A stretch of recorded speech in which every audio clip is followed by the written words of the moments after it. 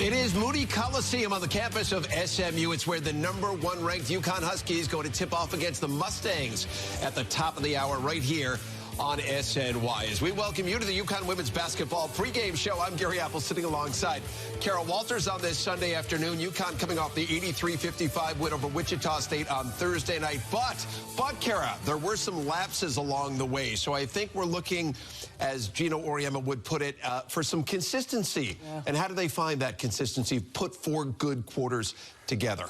Really, I think, Gary, is they need to learn each other. They need to learn their new roles, their new positions.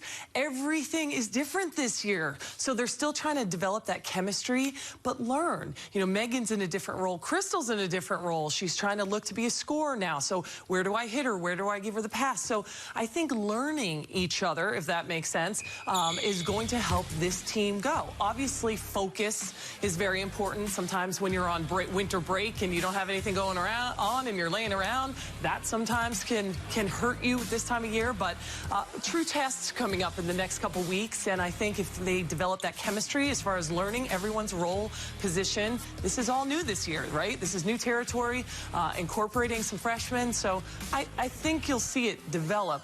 But that's always been something Gino's harped on. Well, Gino has said that this team, there's players playing new roles, right? Yeah. There's Megan Walker now is seeing the basketball a heck of a lot more. Crystal Dangerfield, the senior point guard, being counted on, do a lot more things. You hear that word chemistry, and sometimes I think it's overused, but in this situation, I'm not sure it is. I think there is a chemistry situation and issue that needs to be developed as this team goes down the road. Well, and even more so, Gary, I think, because there's no defined leader of this team. There's not that one person who's going to grab you by the shirt and tell you, hey, we need to get it together. So because there's not that leader, I think everyone's kind of looking at each other like, now, should we... Okay, are you going to do this? So there's more, and there's more of a learning curve. And with this team, they have to do it together. There's no one person that puts on the cape and wins the game for them. So this team has to be together. They have to learn each other. They have to be focused, and they have to buy into the system of the unselfish basketball, which UConn has. But if they do all those things, I think they can, if there's trust that they'll figure out, then the leaders will kind of emerge organically, and then they'll figure it out. Somebody will figure out how to put the cape on, is what you're saying. Yes. There is a cape to be, donned by somebody. As we got to check right now the breakdown of UConn's performance against the Shockers on Thursday by quarter. And as we alluded to, the slow start in the early going, some sloppy play late, but UConn did emerge unscathed to go to 11-0 on the season. Let's go down Dallas right now. Welcome in Maria Marino. And Maria, it seemed like every time Wichita State tried to get back in the game against UConn, Crystal Dangerfield was there to make a very big play. So what's been most impressive about her play in recent days? Well, Gary, I think what's most impressive about Crystal is her experience and also her maturity, and that really shows during those lulls, which UConn has tended to have in games when they struggle a bit and they need to get out of it. She understands how to do that because she knows when to dish and when to shoot. She's actually been instructed, Gary, to look for her shot first before passing off, which is a little bit different than she's used to. Her first instinct was always to facilitate, but the team has found that when she is looking for her shot first, the plays for others tend to develop naturally. That's what the coaching staff wants, and it just so happens that Crystal has been averaging 21 points in her last 3 games because of it. She's been a much more aggressive player, and I think Gino Auriemma, we thank you, Maria, has made it very clear that she needs to be a focal point for this offense. She needs to be, I don't want to use the word selfish, but maybe a little bit more selfish, right? Okay. She was 4 of 7 from downtown, 8 of 13 overall against Wichita State, and I think we saw a scorer's mentality from her in that game. And Gino even said after that game, if you notice all the games that Crystal has played in well, it's because she's looked to be a scorer. So being a little more selfish, that's not a bad thing in this instance. So Crystal Dangerfield is looking for her opportunities now. She used to be just the facilitator facilitator. Now she's got to be the scorer and the facilitator. Hey, let's call it how it is, Gary. She has no choice. None of these people have any choice. It's sink or swim right now. So it's one of those things where we need you to step up, Crystal. We need you to be a scorer because we're not sure where our points are coming from. And she's answered the call so far. So she's trying to balance being new at being a scorer and trying to be that leader, trying to put that cape on. So she's trying to balance a lot of things right now. And the thing about UConn struggling in some of these games, which we've seen, they go up and down. They have weak starts, strong starts. We've seen it in DePaul. We've seen it in Wichita State. They've done it over and over again. But if you were to find a silver lining, it would be they've done it, right? They've handled the pressure of going up and down in games, and that's a good sign because you know what?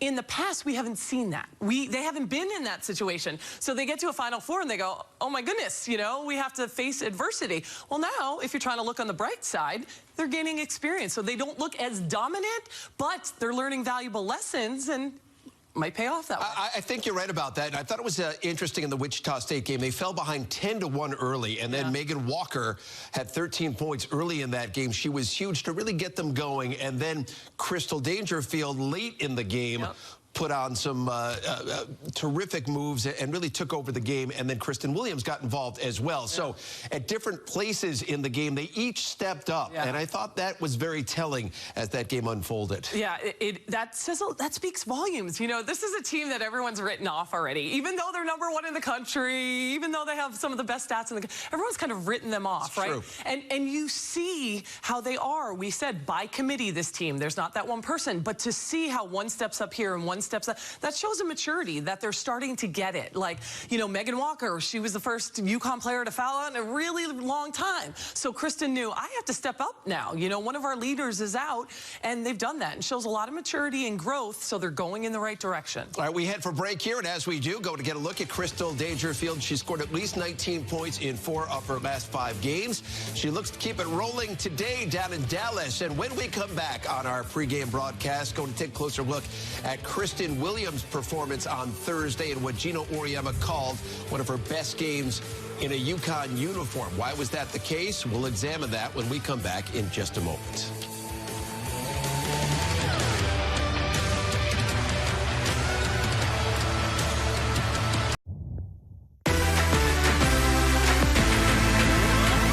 Kristen Williams with good anticipation and good avoidance of the back-checking Renaya Walker.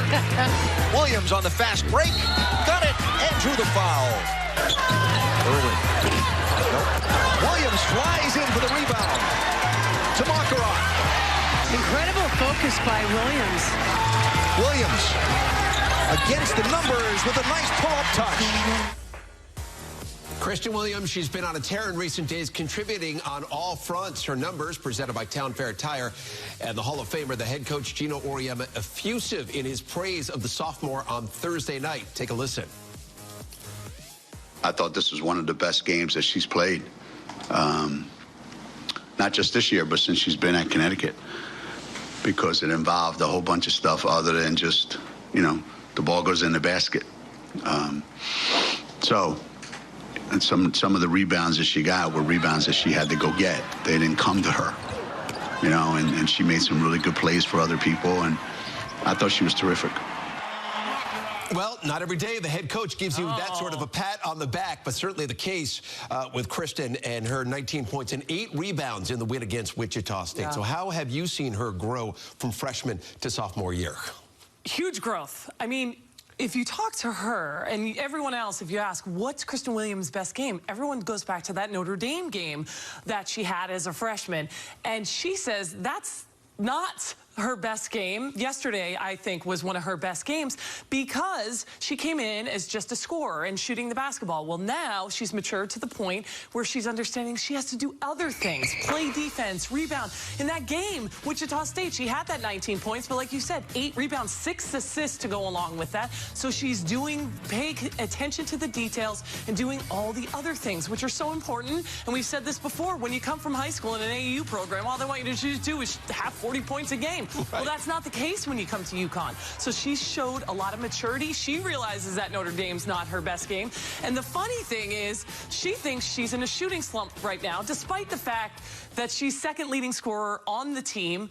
But it shows you how she's challenging herself. She's not okay with that. She misses a lot of shots, but the growth is in her reaction of, I missed a bunch of shots to start the game, but that's okay. I'm going to play some defense, pass the ball, and then guess what? Opens up in the fourth quarter. The basketball starts going down. Great shooters keep shooting, but she's doing the other things as well, and that's what's adding to her all-round game. And she also had 6 assists in that game against Wichita State, and that tied her career high. One of the things about Kristen, she's very physical. And that was a Wichita State team that tried to bang and bump and take UConn out of their game. How much of the fact that she can handle the physicality is something that's helped her grow to this point in her sophomore year?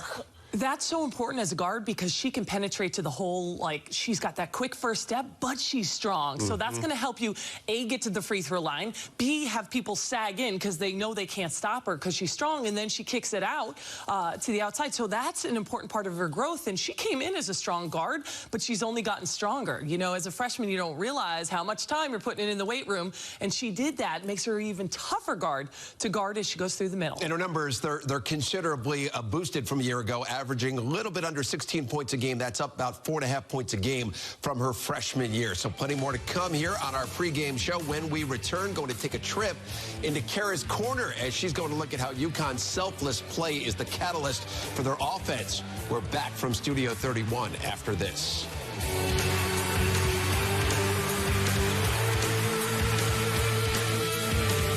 Despite losing Katie Lou Samuelson and Nafisa Collier, UConn's offense really has not missed a beat. They're amongst the nation's most prolific scoring teams, and they're sharing the basketball especially well. And for how those two concepts are closely related, going to hand it over now to Kara. She's standing by in Kara's corner. Kara. Although UConn's offense has struggled at times this season, one thing remains the same. They share the basketball extremely well, often giving up a good shot for a great shot. We're going to show you some examples. The backdoor cut has been very important for UConn this season. They're getting the ball down low to Olivia Nelson-Adota, creating opportunities for the backdoor cut. You can see here, this is an example. Megan Walker, she gets denied and overplayed because people have to play Megan Walker this year. She is a scorer for UConn. They overplay, deny that pass. Megan is now going to go backdoor. You see her? All this space in the lane. She takes advantage of that being denied on the outside. Backdoor cut. Great court vision by her teammate to get her the ball at the right place at the right time. Good example of the backdoor passes. And this is what UConn does best. They get the ball up the floor in transition. It doesn't even touch the floor, and they get the easy two. This is an example of spacing for UConn. Look at that. They're giving their big girl, Olivia Nelson-Adota, the opportunity to work in here. You have spacing, 4 out, 1 in, gives opportunities to pass the ball with open people moving. This time, Olivia, she's played, she recognizes it. Kristen notices, drives to the basket for the easy bucket. That's sharing the basketball, Connecticut style. This is another example. We have the spacing on the floor here. You have Olivia inside. What happens is she's drawing a lot of attention. She goes, you can see it here, double team. 2 people come to Olivia. She's done a great job working on her court vision this season. So she's going to kick it out to her teammate, Megan. Goes there. The extra pass right here. You have Crystal Dangerfield. And Crystal says, I'm a scorer this year. So enough passing the ball. She's going to take the drive to the basket for the easy 2. And that's an example of the trademark Connecticut basketball. Unselfish, sharing the basketball. And that's how they're getting it done so far. All right, Kara, we thank you. UConn 21 assists on 28 made baskets in the win over Wichita State. So a pretty good example right there. As for Olivia Nelson-Adota, she's coming off back-to-back games with 7 block shots. So let's get more on today's game from Alan Beswick and Meg Colmo. They've got the call from Moody Coliseum. Guys, take it away. All right, Gary, thanks. So, Megan, a few times this season, including last Thursday against Wichita State, we've seen the Huskies have a big lead and lose most all of it.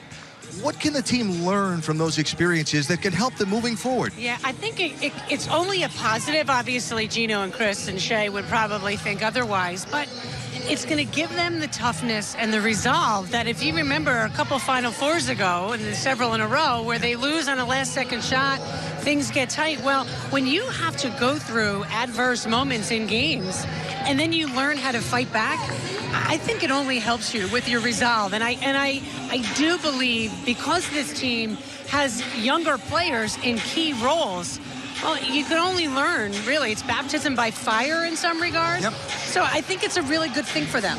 And that they won even after going through that. Hey, no need to panic. We can do this. Let's buckle down. Another area to look at.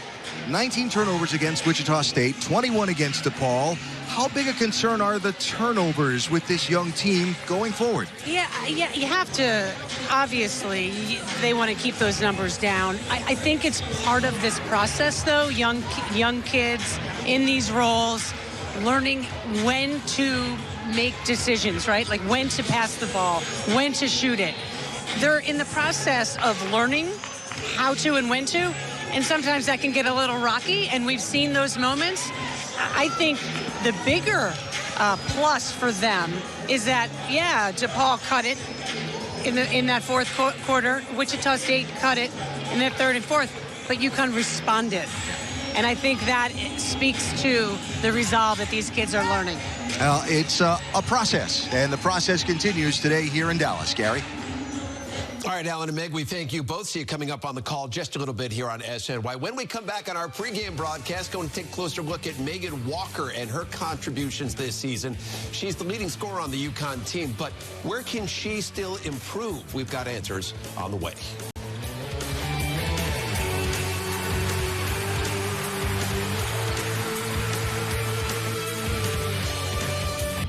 Megan Walker begins this day, UConn's leading scorer, about 21.5 points per game. She had 21 against Wichita State on Thursday, despite fouling out with more than 6 minutes to go in the fourth quarter. Here's Gino Auriemma on the performance of his standout junior.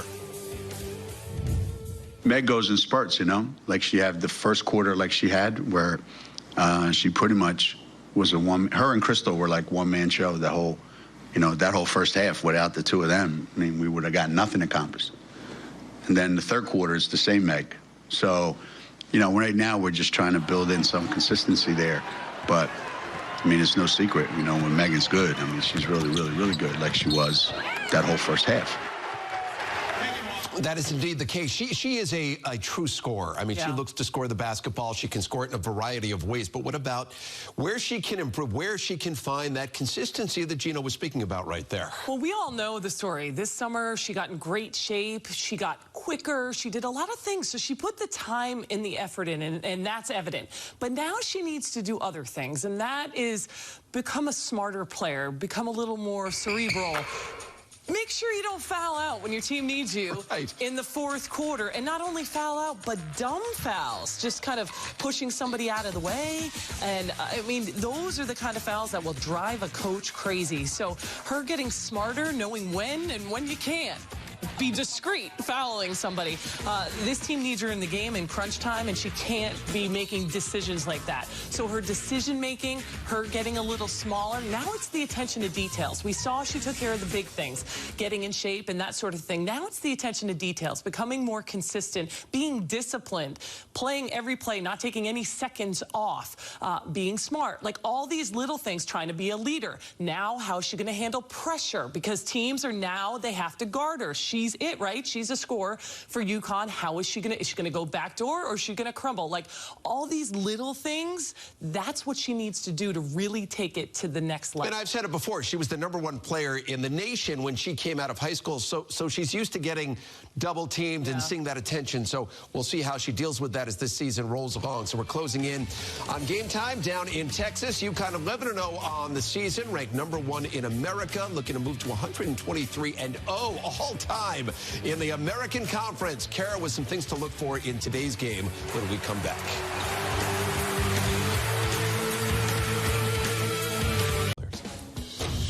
Starting lineup, we get a look at it right here for UConn. Olivia Nelson-Adota, she's been dominant in the middle, back-to-back games with 7 blocks, and she's certainly getting it done on the offensive end as well. UConn, again, 11-0 on the season, looking to make it 12-0 today. They've never lost to SMU, 10-0 all-time against SMU. What are things that you're going to be looking for, especially early in this game? Well, I think coming out strong and putting 2 halves together, really important to Gino. He needs to see that consistency and who he can trust. And so that's going to be a big focus of today's game. They came out shooting poorly in the last game. How are they going to come out off the start? The other thing is they play Baylor on Thursday. You never want to look ahead past this game on to Baylor. You want to use this to get ready for Baylor. But sometimes teams look ahead. By the way, is that tough to do when you know a team like Baylor is waiting on Thursday at the XL Center? Do you really have to caution yourself against that? A little bit. But for the most part, they're mature enough to know, use it, take advantage of it to get ready. All right, Kara and I go to see you back at the half. Enjoy #1 UConn and SMU right here on SNY. Down to Dallas we go right now.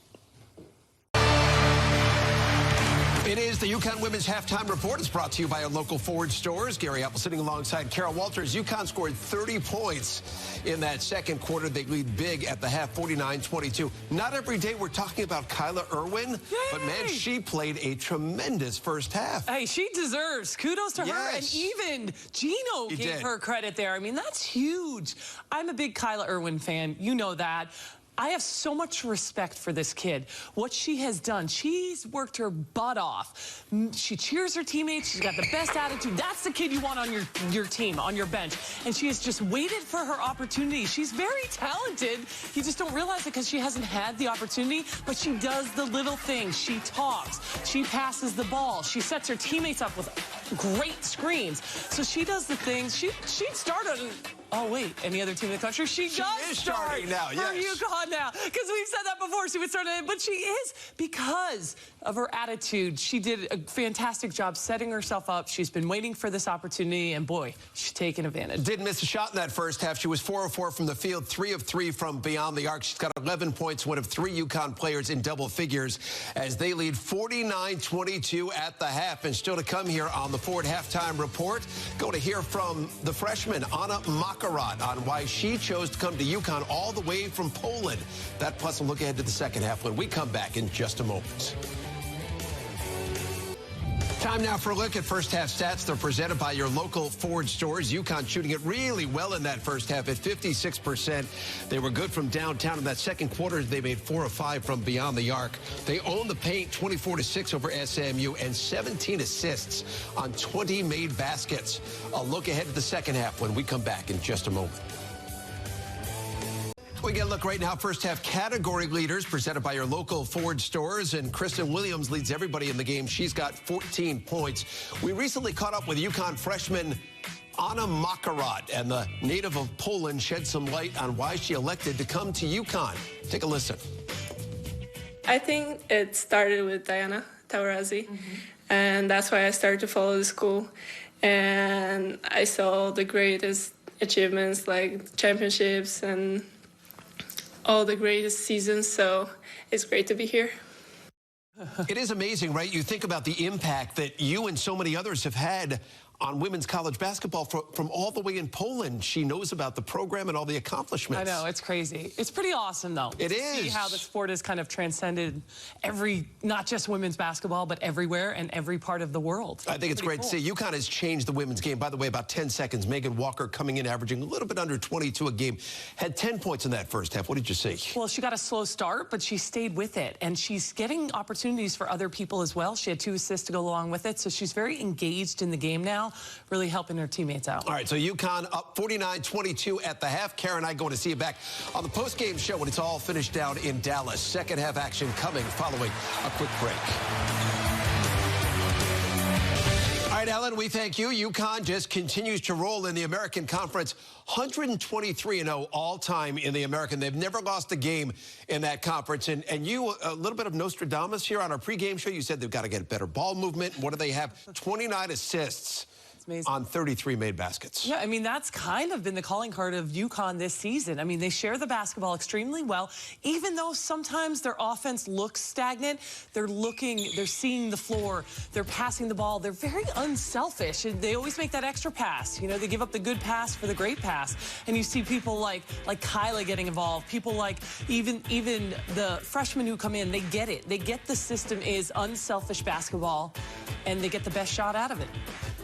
I thought really interesting, late in the game, they got a lot of breakout buckets, and at times the ball never even touched the floor. And that's something you, as a coach, makes you really happy when your players understand it's not about putting it on the deck. Yeah. It's not about creating for yourself. When the game of basketball is played at the highest level and at the most beautiful level, the ball just moves and never touches the floor. Yeah. And I think we saw a lot of that late in the game. It's so fun to watch, and you try to teach the young kids, you know, don't dribble through a press. You get the ball up the floor, and if you watch them, they drive the lanes really wide. So you see them spreading the floor, makes it hard to guard, and they just do a phenomenal job. Like you said, boom, boom, boom, textbook layup. And again, you have that, even though they're developing that chemistry as far as trying to figure out people's new roles and where they fit in, I think they're doing a good job figuring out where to get the ball at what time. They're reading people better. You know, this person, you kind of learn your teammates. This person takes 3 steps before they get there, so you can lead her to the basket. Those sorts of things are the little fine details that help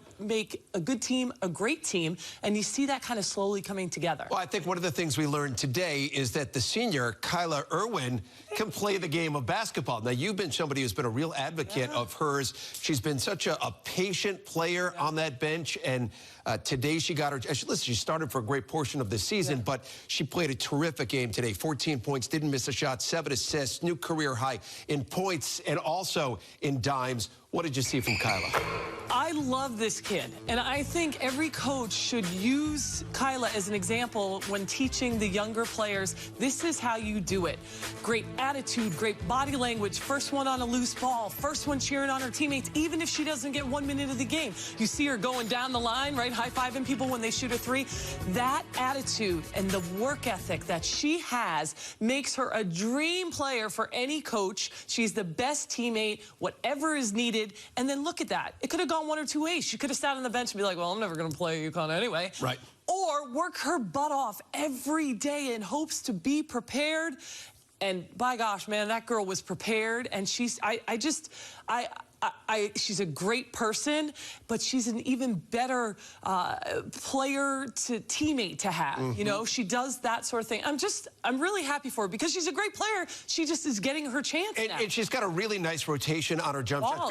Very good form on the jump shot. And give the head coach, the Hall of Famer Gino Oriana, some credit today, because against that 2-3 SMU zone, he put Kyla at the foul line, and she was wide open, knocked down jump shots, saw her teammates. I mean, she really understands how to play the game, sees the floor really, really well. The other thing that I love that she does that's not on the stat sheet, she got 7 assists today, but I could have given her 6 more assists because she set screens. Like, she set screens. She doesn't get credit for them, but if you watch her, she is constantly setting good, solid screens, getting teammates open, doing the little things, not always on the stat sheet, not always what you get glory for, and she is like hard hat, lunchbox, pail kind of kid, getting it done. Great job, Kyla. Let's get a look right now. Game stats. They are presented by People's United Bank. UConn led by 27 at the half. They go on to win by 38 as they shoot 49% in the game. They won the rebounding battle. They dominated in the paint, and 26 fast break points en route to the victory. They're 12th of the year. They're 12-0 on the season now, 3-0 in the American Conference as we head back down to Moody Coliseum in Dallas right now. Welcome back in, Alan and Megan. Guys, I'm going to turn it over to Kara right here because she is so excited about what Kyla Irwin has done today, and I think great to see somebody else contribute, and that's one of the things you and I spoke about. Well, obviously I'm excited about it. Meg, I wanted your take on it because you were a coach. You coached me. I don't think many people know that, Meg. She would run us at 6 a.m. I'm not that Great much older than people you, at 6 a.m. Didn't like her then. But Meg, as a coach, Kyla Irwin, talk about the type of player she is and why, as a coach, you love to have somebody on your bench like Kyla. Absolutely. I mean, she's unselfish. She's a hard worker. She's a great teammate. She does whatever she needs to do. And if that meant early on in her career, if that means not playing, Well, she's okay with that because she shows up every day in practice, works hard, is the biggest cheerleader for her teammates. And look what all that hard work has done. Yeah. It has paid off, and she's a key contributor. And, you know, Kara, yeah, points, you know, she scored well today. She passed the ball. She set screens, like you said. But the way she communicates defensively, she was telling people where to go, talking people through screens.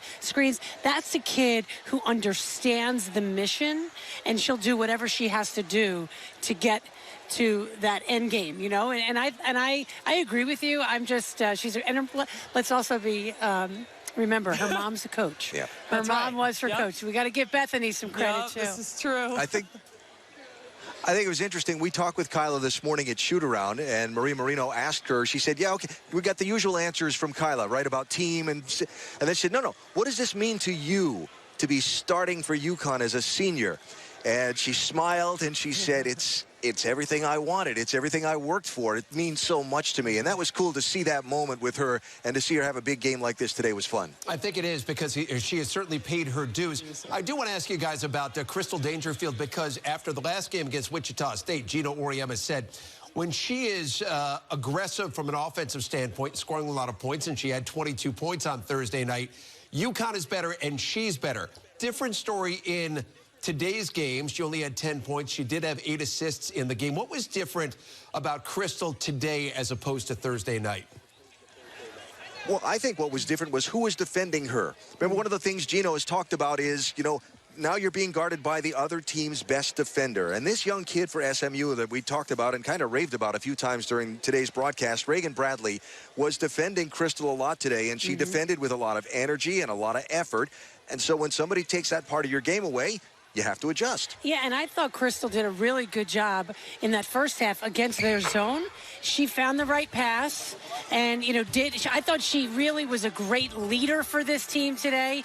And we've talked a lot about deciding when to and when not to. I thought she made a lot of great passes to a lot of people, whether it were Kyla or Megan Walker, who were in the middle of the lane, open in that 2-3 zone. I thought she just made really good passes and good decisions, and they didn't need her to score a bunch of points. So she is a veteran, certainly knows her place and what needs to be done. So a solid game. One of 4 UConn players in double figures. Alan and Meg, we thank you both. We'll see you next Saturday against Houston. Thank you, guys. Thanks, guys. Take care. All right, safe travels. As we bring it back inside, UConn did put 4 in doubles, as I mentioned a moment ago. Kristen Williams led everybody. She had 21 points in the game. I think sort of a quiet 21 points. Is that fair to say? Yeah, we've said that for a couple games with Kristen, right? Maybe that's a good thing, kind of flying under the radar a little. She's just, what you like about her, and we said this before, she had to learn when she came to UConn, it's not all about scoring. But she did a lot of things really well today. She found people. She played good defense. You know what I liked? At the end of the game, when she was in with some of the younger players, she was the only starter in there. She did a good job being a leader at that point. She was, you heard her talking, and she was telling people where to go. So it's not always about how many points. It can be quiet in the points department, but she did a lot of other things that I think will make Gino very happy, and it's good to see that maturity in her. If UConn was looking ahead to Baylor on Thursday night, you couldn't tell by the final score today, because they get the big win over SMU on the road, 80-42. And so Kara and I, we're just getting going here on the People's United Bank postgame show. When we come back, going to hear from the Hall of Famer, Gino Auriemma, his postgame address to the media. We'll hear from Kyla Irwin as well, and complete game highlights as the Huskies go to 12-0 on the season. Back in a moment. Gary Apple back alongside Kara Walters. Here we go. Complete game highlights. UConn and SMU. Huskies looking to go 123-0 in the American Conference. Kyla Irwin, big story today. That's a sweet-looking jump shot from the corner. Huskies had the early 9-2 lead, and then Kristen Williams, the rebound, kicks it out, and they start the offense again. And doing those little things that Gino talked about, going and getting rebounds to start a play. Megan Walker getting it to go as we watch it again. It's so unselfish in there and working so hard. She works hard for the rebound, and they're finding people cutting back door because people are overplaying. Good pass by Olivia Nelson-Adota in the second quarter. Huskies up 22-13. Walker from the left side, nothing but net right there. UConn up by a dozen. Later in the second, Huskies up by 19. Irwin the rebound to Crystal Dangerfield. Down the court to Kristen Williams, and she can knock down the shot in the lane. Little floater right there. Little floater led by Crystal Dangerfield. The little one gets it all the way up the court and quick. Here's Irwin, the nice bounce pass to Aubrey Griffin, the freshman inside. UConn up 40-19. Final minute of the first half. It's Irwin, another three. Huskies had the lead 49-22 at the break. In the third quarter, Huskies in transition, and they really did get up the floor much better in the second half. Well, yeah, their spacing and their tempo really picked up in the second half, and you see Megan Walker strong to the hole. She is strong with the basketball, and she has the ability to put it on the deck. That's a strong handle right there, all the way to the basket for the hoop. Dangerfield then to Williams, to Walker. Again, unselfish. Unselfish. I mean, just their court vision is just phenomenal. UConn had the lead by 29. Williams would lead everybody in the game. She had 21 points. Beautiful Euro step right Nice there. Euro step. She has the patience.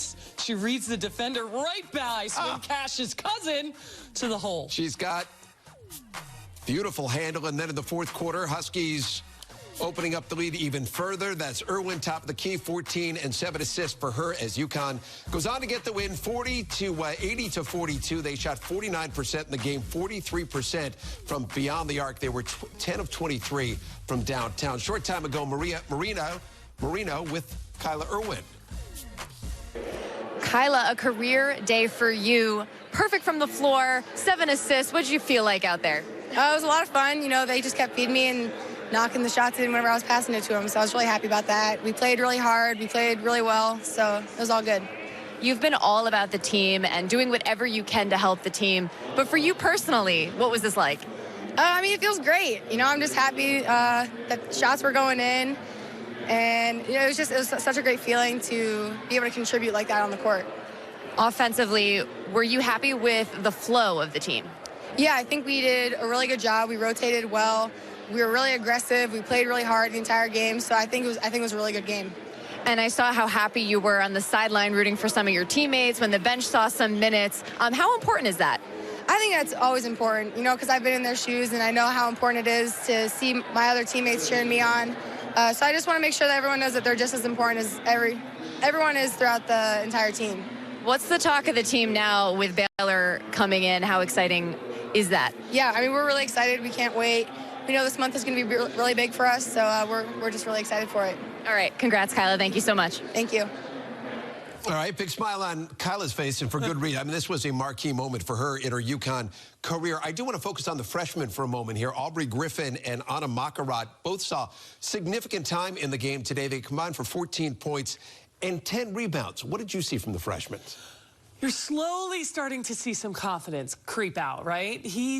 You earn your minutes, honestly, in practice. So that's a reflection of the minutes you're getting, how hard you're going in practice. If you're listening, if you know the plays, sometimes the freshmen get so caught up and I have to go here, then I have to go there. It's a concept that Gino's teaching that they have to kind of catch on to, and then they have to buy into the system, right? They have to find out it's not all about them anymore. You have to buy into the system. Now, who wouldn't buy into Gino's system? I don't know. I think it's proven to work, right?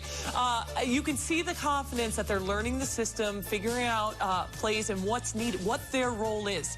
They don't have to score 30 points a game. I think Anna Makarat's done a great job kind of recovering from. She started a couple games early on in the preseason, and then she kind of went back to the bench. She couldn't hit a shot. So they've kind of weathered the storm a little bit, and I think that's a positive sign. And Megan said at some point, you don't need to peak right this second, but they're going in the right direction when you really could use them, you know, in March and April. But it's tough being a freshman at UConn. It is. But you're seeing glimpses of really good things, and we know Anna's able to score. We know Aubrey's athletic, and she gets to the hoop. I think as she gets a little stronger, she's going to be even more dominant. But between her athleticism and Anna's shooting, they'll bring a lot. It's just going to take a little time. I think that you hit on a really interesting point right there, because on our pregame show, we spoke about chemistry and finding who should be where on the floor and people understanding their roles. And I think the fact that these are two very different type of players, right? We saw a couple of knockdown threes from Anna Makarat. She can pass the basketball. She can deliver from downtown. Griffin, so gifted athletically. I mean, how far does that go in helping UConn and making it difficult for opposing teams, that these are different players with very different styles who you have to approach very differently? Yeah, I mean, you can see now how Like the game plan against Crystal, she had a really good defender on because, well, you have to stop Crystal because she's shooting now. Well, if you have so many options with different threats, it's like, who are you going to guard?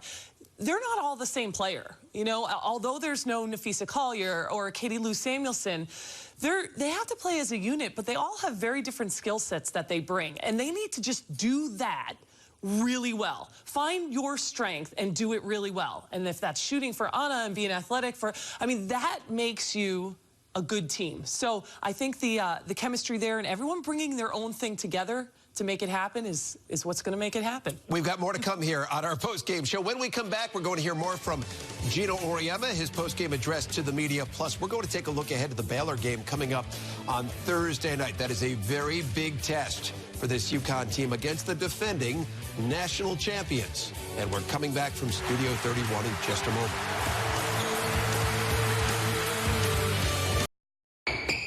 Time now for the drive of the game. It is presented by Subaru in the second quarter. Crystal Dangerfield getting it out quickly, and Kristen Williams putting it on the deck. The little floater here in the lane gets it to go gently over the rim. She led everybody in the game. She had 21 points. It is the drive of the game. It is presented by Subaru. Once again, UConn still undefeated, 12-0 on the season. Moments ago, the Hall of Fame head coach, Gino Auriemma, addressing the media down in Dallas. Let's listen in to Gino right now. Gino, you've talked about your transition game and when you're at your best, you know, the offense is kind of flowing in the open court like that. Today, it's better than usual for you guys, or? Yeah.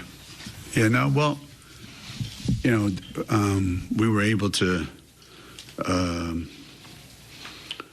rebound the ball halfway decent, and we forced a couple turnovers that led right into some transition stuff for us. And I think sometimes, we get caught playing at the tempo that the other team plays, you know. And today, we were adamant about setting the pace, right from the beginning, and we did it offensively and defensively. And, that if we have to walk the ball up the floor every single time and play against a defense that's already set up, that's impossible. That's just a really hard way to win. Kyla had one of her better outings Yeah. today. What did you see from her, and also where she is right now in this moment in her career? Yeah, we were talking about that earlier. That be here for 4 years and not having an opportunity to play much the first couple years, and then to be able to play today the way she played. She's playing with a lot of confidence. Kyla spent the first couple years at Connecticut trying to be somebody else, and trying to prove that she belonged there, and just kept backfiring on her. And now she's finally realized I'm just going to do what I do well and just stick with that. She's right now, I'll tell you, she's playing as well as anybody, and certainly it's exactly what we needed at this point in time. Somebody that moves the ball, somebody that knows where the ball's going next and keeps the offense flowing. And at the same time, she's got so much confidence in her shooting. She just had a great game today. I know you've had Travis up to your practices, I guess, way back when he was an assistant. What's your relationship like with him, and how do you kind of think he runs his program and how he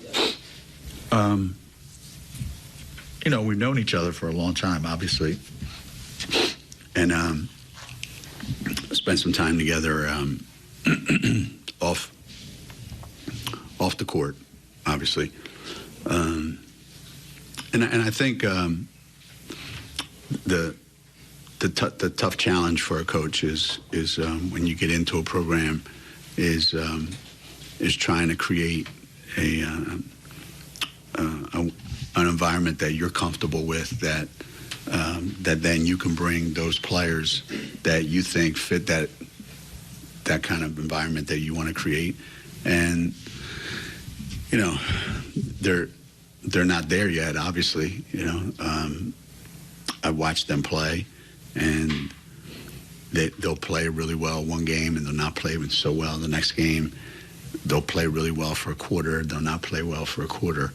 And, you know, when you have some young guys that you're trying to, you know, build in, it's not easy. We talked yesterday a little bit about it's just hard. It's just hard coaching today, you know. It's hard to be a young coach today, you know, just getting started, you know, in his couple of years. Wasn't like that when I started. And when I started, the environment, the climate was way different. In today's world, it's really hard to build a program.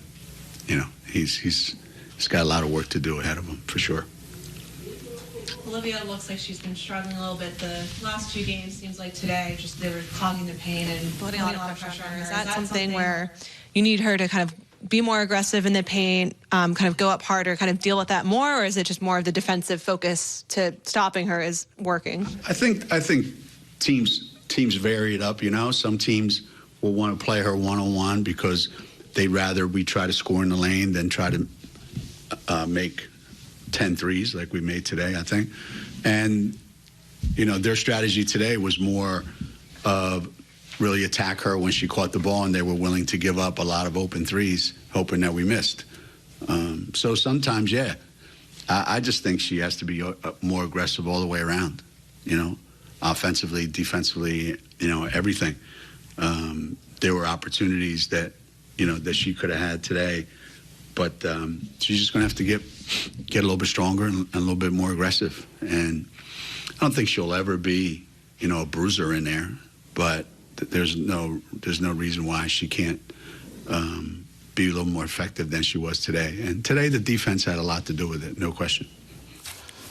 So let's follow up on what Gino was talking about right there with Olivia Nelson-Ododa, the sophomore center. Listen, coming into the game, averaging 14 points, 9 rebounds, 4.5 blocks per game. Much different game today. She only took 6 shots. She had 4 points, 3 blocks in the game. Very quiet by Olivia Nelson-Ododa. How do you think she needs to step it up? Well, the good news is she did have 10 rebounds, so she tried to stay involved with the game, even though, hey, same story, right? She's become a scorer for UConn. Teams are going to focus on her now. Now what do you do? And so she's struggling a little. I mean, we've always said she's gotten stronger from last year, but she still has a long way to go in the strength department. So that's just going to... You just got to keep beating her with pads. They have these practice pads. And you just have to keep every day. You play against the guys in practice. But the biggest thing with her is mentally not to get down on herself, because that's the knock on her. So when she does have games where she looks kind of soft, I think she kind of takes it personally because people are like, see, she's soft. But that's not always the case. Like Gino said, she's never going to be a bruiser. I mean, that's just not her body type, right? She's tall and long, and take advantage of that. What you are, but make sure you put yourself in positions that you're not going to get banged around. You know, be smart. We've seen some film where she moves people up the lane and then calls for it, so she's not in there bruising. But then also, it's a trade-off. They scored from the outside because they focused on her. So if she didn't score, all right, they took it from the outside. Right, it is, and again, I go back to the fact that she's put up really good numbers this year. It has been a huge part of UConn rising up the rankings to #1 in the nation. And speaking of that, when we come back in a moment, going to look ahead to the battle with #6 Baylor coming up on Thursday in Hartford. That's a big-time game here in the month of January for the Huskies. We'll do that when we come back in a moment. UConn wins big, 80-42. Back in a moment. We can look right now, UConn's upcoming schedule. The Huskies with that huge test coming up against Baylor in Hartford on Thursday night. That's followed by Houston next Saturday, and then they hit the road, take on Memphis in Central Florida before taking on Tulsa in Stores on the 19th. And UConn's next game here on SNY coming your way Saturday against Houston. Kara and I going to get set for all the action on the UConn women's basketball pregame show beginning at 12:30. Hope you'll join us right here for more UConn women's basketball. Let's look ahead to the Baylor game coming up on Thursday night. Baylor, #6 in America. They've got 1 loss. UConn comes in undefeated. What do you look for in that game? It's going to be a fun game. I think so. It's one of those games that honestly doesn't matter. People make a big thing about it. It's really kind of a barometer of kind of seeing where you're at, but it really doesn't matter. But it's always nice to beat the reigning national champs. It's going to be a fun game because they're big, okay? You have Kim Mulkey, who's little, but she comes with a lot of energy coaching this team. They're big. That's going to be a test for them inside. And anytime you have a player named Juicy on your team, you know you're pretty tough. Which Baylor does have. Yes. And I always think that coaching battle, and you mentioned Kim Mulkey, she's tough on that sideline for Baylor, and then Gino on the other sideline. That's a premier coaching match. That's awfully fun to watch. That is fun. USA basketball people, Kim was in the Olympics, so you have a lot of competitors, a lot of athletes, a lot of bigness. Lauren Cox is back, so there's a lot of factors going on in this game. All right, so we'll find out more about the Huskies on Thursday night at the XL Center. So that's going to do it for us. UConn wins big over SMU, 80-42. For Carol Walters, I'm Gary Apple. We thank you for joining us. Sights and sounds of today's game right now. Snowdota inside. Feeds back out to Irwin. Got it. Irwin's going to give it to Williams, who's going to shoot for three and make it. There's that touch inside again. They collapse on Nelson Adota. She gets up and in. Huskies run. Griffin on the breakout. What a pass by Dangerfield. Nelson Adota feeds Walker. Nice play. So the final margin will be 38 for the Huskies, who will go to 12-0 on the season.